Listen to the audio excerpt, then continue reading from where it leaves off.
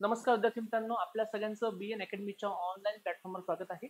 मित्रांनो, आपली जी गट क ची पूर्वपरीक्षा आहे ती 1 जूनला झालेली आहे. तर त्या परीक्षेमध्ये जो काही सामान्य विज्ञान या विषयाचा पेपर होता, जे काही प्रश्न होते, तर साधारणतः या ठिकाणी आपल्याला 15 प्रश्न या ठिकाणी पाहायला मिळतात. 15 प्रश्न. तर या 15 प्रश्नांपैकी साधारणतः 12 प्लस प्रश्न हे तुम्हाला यायला पाहिजे होते, कारण हे ऑलरेडी आपण आपल्या बॅचेसमध्ये घेतलेले होते. 15 पैकी 12 प्लस तुझा स्कोर असायला पाहिजे होता. पेपर सोपा होता, फक्त 2च प्रश्न थोडे अवघड होते. तर आज आपण फक्त एक संभाव्य आन्सर की काय असेल हे आपण डिस्कस करूयात. ठीक आहे, चला. तर जो पहिला प्रश्न होता बघा, तो पहिला प्रश्न काय एकदा समजून घेऊयात. बघा, पहिला प्रश्न आहे योग्य विधान ओळखा. कोणतं विधान योग्य आहे असा हा प्रश्न या ठिकाणी आहे. तर बघा, तर आपण या केसमध्ये बघा, आपल्याला विचारला योग्य कोणतं योग्य आहे असं विचारलं आहे. आपलं योग्य विचारला तर पहिलं आहे बघा, मानवास आवाजाच्या 20 ते 20,000 हर्ट्ज इतक्याच वारंवारतेचा ध्वनी ऐकू येतो. तर बरोबर आहे बघा, 20 आणि 20,000 हर्ट्ज याला म्हणतो आपण ऑडिबल रेंज, श्राव्य ध्वनी. ऑडिबल रेंज किंवा श्राव्य ध्वनी असं आपण याला म्हणतो, श्राव्य ध्वनी. ओके, बरोबर स्टेटमेंट आहे. मग अ स्टेटमेंट बरोबर असल्यामुळे अ तर यायलाच पाहिजे, बरोबर. मग अ तर यायला पाहिजे याचा अर्थ मग ऑप्शन 2 इथे कट होऊन जाईल. क्लिअर. हा, आणि मला सांगितलं फक्त डी वाक्य बरोबर आहे असं म्हटलंय, तर हे कट होऊन जाईल, कारण ए बरोबर आहे 100% माहिती आहे आपल्याला. क्लिअर आहे. आता बघा, सेकंड ऑप्शन काय, इन्फ्रासोनिक वेव्हची वारंवारता 20,000 हर्ट्ज पेक्षा अधिक असते. लक्षात ठेवा, 20,000 हर्ट्ज पेक्षा जे जास्त त्याला आपण म्हणतो अल्ट्रासोनिक. अल्ट्रासोनिक. आणि 20 हर्ट्ज पेक्षा कमीला आपण म्हणतो इन्फ्रासोनिक. म्हणजे बी आणि सी मध्ये अल्टरनेट केलेलं आहे आणि बी चुकलं आणि सी पण चुकलं. मग बी आणि सी जे आहे हे अयोग्य आहे. मग आपल्याला 3 मध्ये सर्व बरोबर म्हटलंय, मग हे पण कट होऊन जाईल. बघा, आलं उत्तर आपलं 4. क्लिअर आहे. म्हणजे बघा, आपल्याला ऑप्शन 4 वाचायची गरज नाही पडली, तरी पण लक्षात ठेवा, ध्वनी सॉलिड लिक्विड गॅस, ध्वनी सॉलिड लिक्विड गॅस, स्थायू द्रव वायू या तिघांमधनं जाऊ शकतो.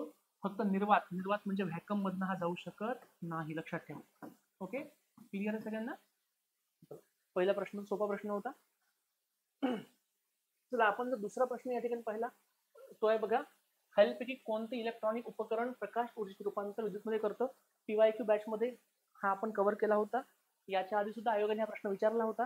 मी तुम्हाला बोलताना बोललो होतो की सामान्य विज्ञान हा जो विषय आहे, हा MPSC ज्या ज्या परीक्षेला आहे त्या सगळ्यांची PYQ पाहणं गरजेचे आहे. तर बघा, सिंपल भाषेमध्ये तुम्हाला मी ट्रिक पण सांगितली होती की असं ऑप्शन पाहायचं ज्यात सेम शब्द वापरलेले आहेत. तर त्या आयोगाने बघा फोटो सेम आहे, डायोड सेम आहे, तर मग 3 कट होऊन जाईल. आता ही कशी ट्रिक आहे बघा, ही आपल्या अभ्यासावर अवलंबून ट्रिक आहे. ज्यांनी अभ्यास पूर्ण केलेला आहे, काहीच येत नाही त्याच्या अनुषंगाने. पण आपण डायरेक्ट उत्तर पाहूयात. बघा, फोटो म्हणजे काय, फोटो म्हणजे प्रकाशचं रूपांतर कशामध्ये, विद्युतमध्ये. याला म्हणतो आपण फोटो व्होल्टाइक डायोड. ओके, लक्षात ठेवा, आन्सर 1 आहे. Okay, photo voltaic diode. बघा, फोटो म्हणजे प्रकाश, व्होल्ट म्हणजे काय, व्होल्ट म्हणजे आपण व्होल्टेज, करंट. ठीक आहे, त्याचे उत्तर 1 आहे. चला, नेक्स्ट क्वेश्चन या ठिकाणी आपण पाहूयात. बघा, नेक्स्ट क्वेश्चन आहे बघा, बॉल बेरिंगचा वापर यंत्रामध्ये कोणते घर्षण कमी करण्यासाठी होतो. ओके, बॉल बेरिंग तुम्हाला माहित असेल, आपण पाहिलं बॉल बेरिंग आपण वापरतो, गाडीमध्ये असते, आपल्या टायरमध्ये वगैरे आपल्याला पाहायला मिळतं. तर बघा, आता फ्रिक्शन 2 प्रकारचं आहे, स्टॅटिक आणि डायनामिक.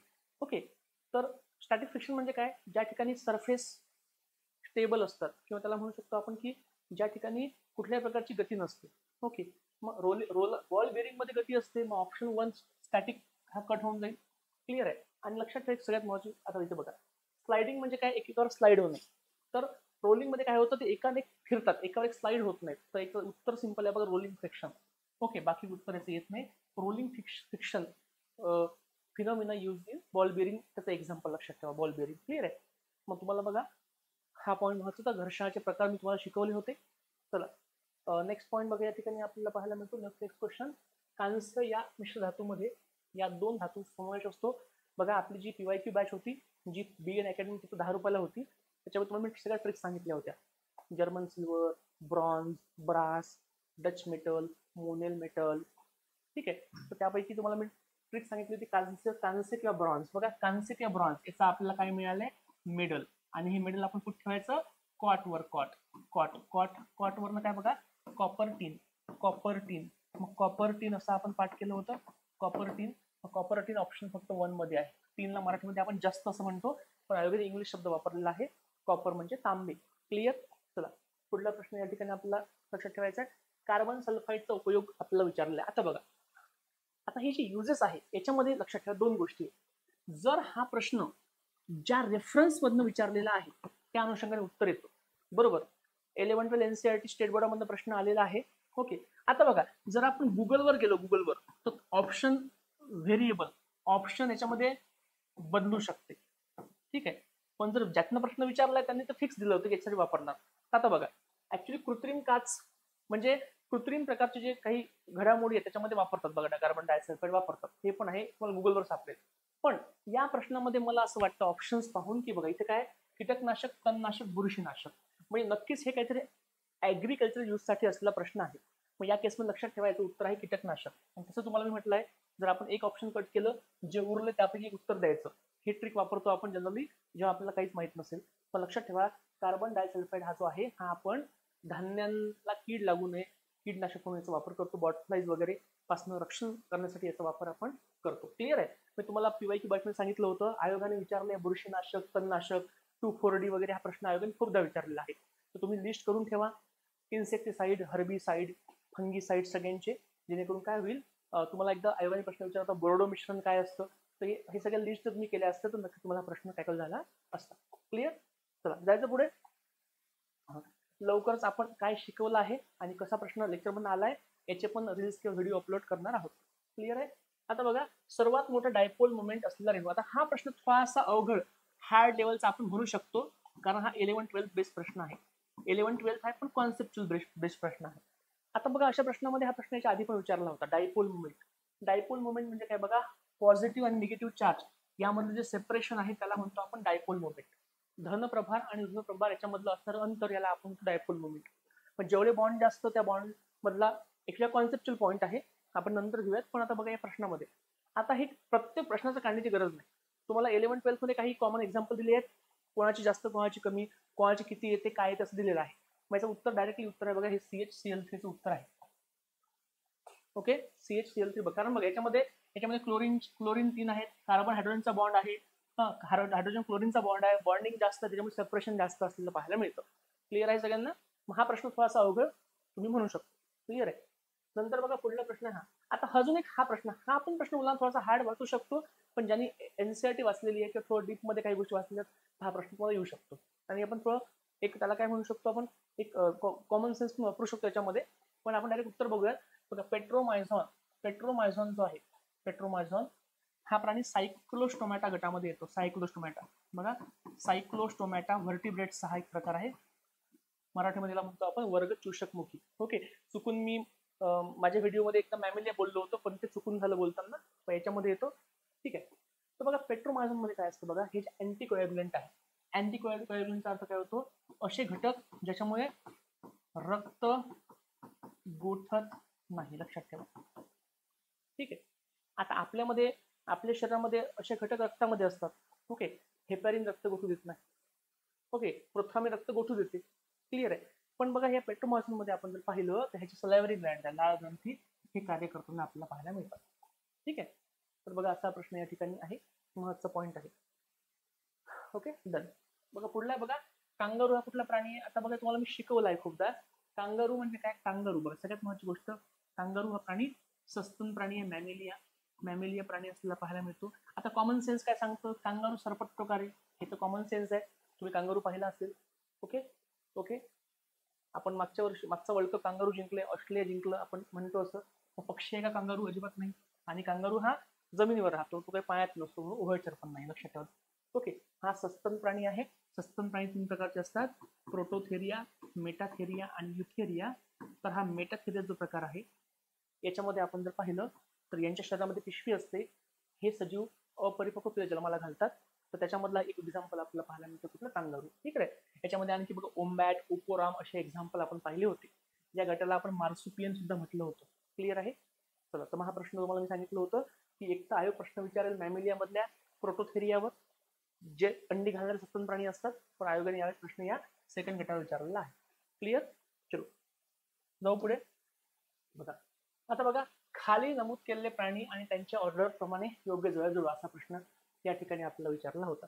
आता बघा, तुम्हाला मी याच्यामध्ये ट्रिक सांगितली होती. बघा, आयोगाने याच्या आधी प्रश्न विचारला होता. कसं बघा, आता बघा, आता आयोगाने काय प्रश्न विचारला, पीवायक्यू. आपला पीवायक्यू काय सांगतो बघा आपल्याला, की ऑर्थ्रोपोडा जो गट आहे, ऑर्थ्रोपोडा संधिपात प्राणी याचे आपल्याला उपप्रकार विचारले होते. याच्यामध्ये मग हेमिप्टेरा, लेपिडोप्टेरा, ओके, हायनोप्टेरा असे त्याच्यामध्ये होते. मग त्याचा अँगल इथे वापरू शकतो. आता बघा, या ऑर्थोबळा तुम्हाला मी असं म्हटलं होतं की हिमेश शब्द होता, हिमेश. ओके, हिमेश किंवा हेमिश, हिमेश. ओके, हिमेश रेशमी जो असतो त्याला ढेकून चावतो अशी ट्रिक सांगितली होती. आणि तो मावा पण खातो, मावा. मावा तुडतुडे हा प्रश्न आयोगाने विचारला होता, लक्षात ठेवा एकदा हा प्रश्न विचारला होता. मग यावरनं ट्रिक जर आपण पाहिली तर मला सांगा, हिमेश किंवा हेमिश, हेमिशवरनं हेमिप्टेरा, हेमिप्टेरा असं तुम्हाला मी शिकवलं होतं, हेमिप्टेरा. मग आता याच्यामध्ये जर पाहिलं आपण तर बघायचं ढेकून शब्द आहे हेमिप्टेरा. मग याचं उत्तर ड चं एक यायला पाहिजे, जे फक्त ऑप्शन 4 मध्ये आहे. क्लिअर आहे.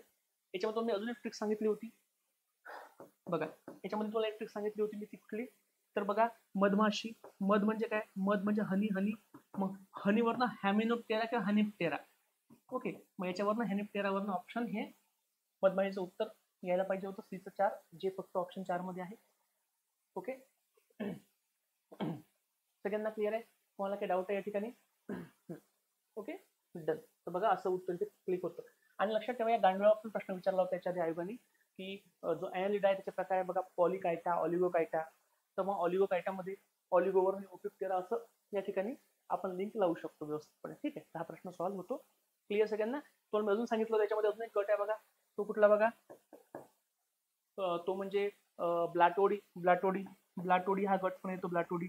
ब्लाटोडी म्हणजे अन्नाची वाटोडी कोण करतं, झुरळ.